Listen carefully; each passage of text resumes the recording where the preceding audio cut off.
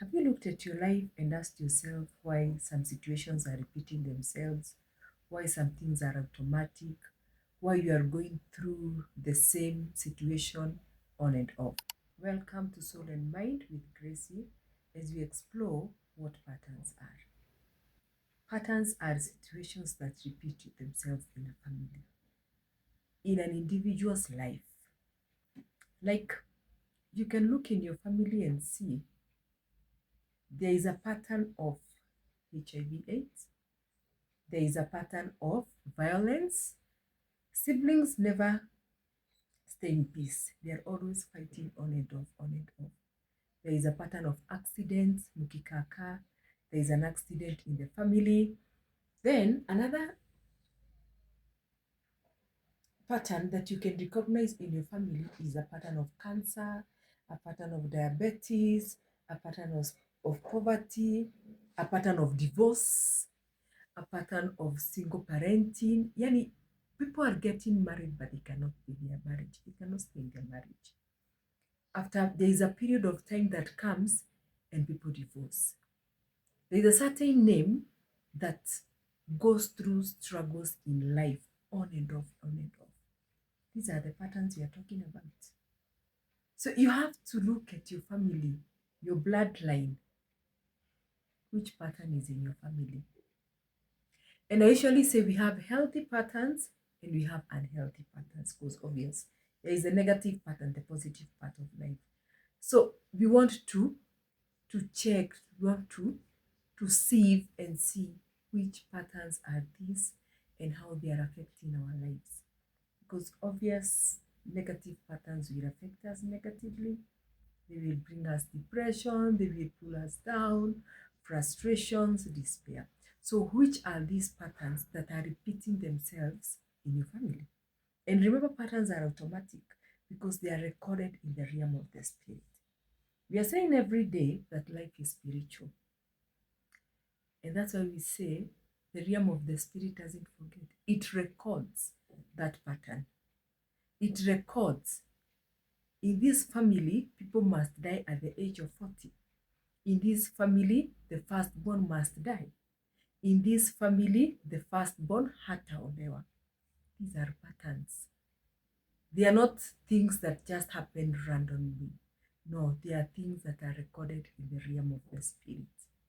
So when you understand the patterns in your family, you'll be able to deal with them. Because if you do not deal with them, they will compound you into generation. You go to a family and find that there is a pattern. The siblings they are never together. They are always fighting, chaos in the family, vita, vita, vita. And when you go back to your parents, to your grandparents, that is how they were living. So that is a pattern in your family. You go to another pattern, they are doing very well. They are home, they are doing very well in the family. There is that togetherness. There is that celebrations at the end of the year, work all together. That is their pattern that they have created.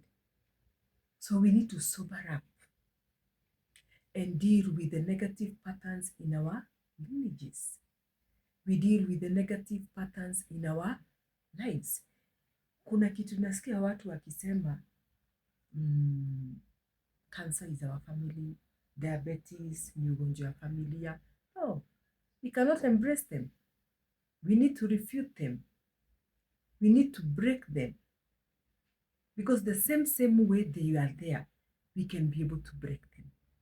We can be able to denounce and renounce them with the word of God. But if we agree and start saying that this is written in our family, we accept this, no. You are embracing that pattern, that cycle. But you need to sober up and declare it ends with me. This pattern ends with me. And you'll only do that when you realize or when you do your own research and know what was done in the family. We are saying every day that we are opening doors, and we open doors through sin. A sin become an iniquity because the sin was committed in the family and it was not repented, then it upgrades to an iniquity. So that iniquity is the door that the devil will be using to attack the family members. If, for example, in your family, there was polygamy. Polygamy is a sister of witchcraft, obvious.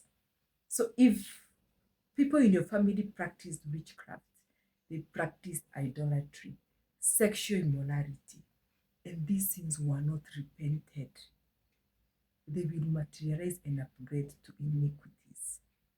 So this iniquity, it is a door that is open.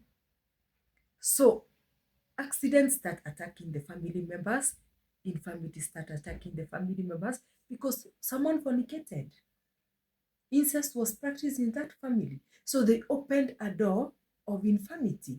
They opened a door of HIV/AIDS. They opened a door of different issues in the family. They opened a door of poverty in the family. So you need to sit down and be proactive with life. That is what I'm saying every day. Because these things are affecting us at the end of the day. Actually, 90% of some of us, we are suffering or we are going through what we are going through because of things that were done. And it is not time for us to start blame game. It is time for us to be responsible and say and declare we are going to heal. If your family, when you research, they say that those days, our ancestors, our grandparents, they practiced idolatry. They worshipped other gods. Some of us have gone to witchcraft and we come with things that we are given to place somewhere in the house. Tunapewa vitu, we blow outside. Tunapewa vitu tupikie mabwana. Which door are you opening? Ask yourself that question every day. Which door are you opening for your generation? You may be lucky, ukuve kama haijakusumbua, but you have opened a door for a generation. So the generation that is coming, because of those things that you did, that witchcraft that you practiced, the children start struggling because there is a door that is open. There is a door that the devil is using to come through. Do you know when you say someone is practicing witchcraft or kuna mtu amekupeleka kwa uchawi, the reason why that person is practicing witchcraft on you, or the reason why the witchcraft is having a legal right, it is because there is an open door in your life.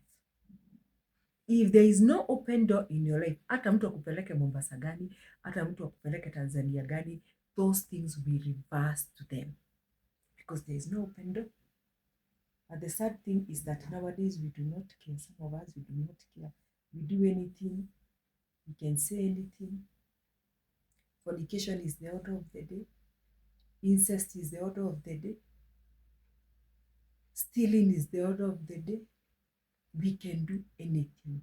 Unknowingly or knowingly. We can do it. Adultery is the order of the day. But just sit down and ask yourself, which door am I opening? What is the impact of whatever I'm doing, not only to me, but to my generation, to my brothers and sisters? Because whatever I do, it can affect our siblings by default. So whatever you're doing, ask yourself, what am I doing? Which door am I opening? When you decide that I can do anything in life, we have reached there, people can do anything to get money. And you always say money is a spirit. And every spirit has its own demons. So ask yourself, how will this affect my children? How will this affect my generation? And from there, you'll be able to analyze life. Whenever you're doing something, you'll be able to think again. You'll be able to be vigilant with what you're doing. We give an example of a family where there are chaos between the sisters and the brothers. Yani, they are always fighting, always. And you as a member of that family, you're bringing up your children. What do you expect? That pattern will repeat itself if it is not broken. That pattern will repeat itself in your family if it is not broken, because that is what your children are seeing. They see a family of chaos, they see a family of drama, they see a family where people do not respect each other. So you may expect that by default, my family will not go through this. By default, it will go through it because there is a legal right. There is a door that is opened.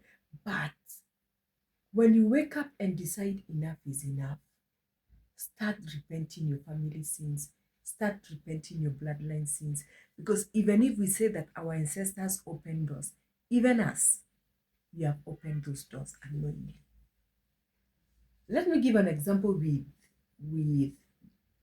us single mothers we are really struggling when bringing up our children.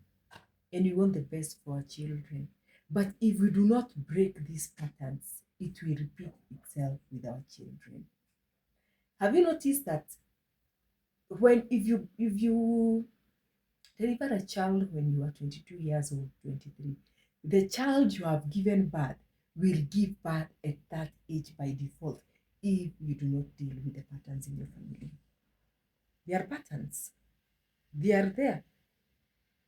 They are usually automatic in the realm of the spirit. Inagojanga tu time ifike and the switch is on.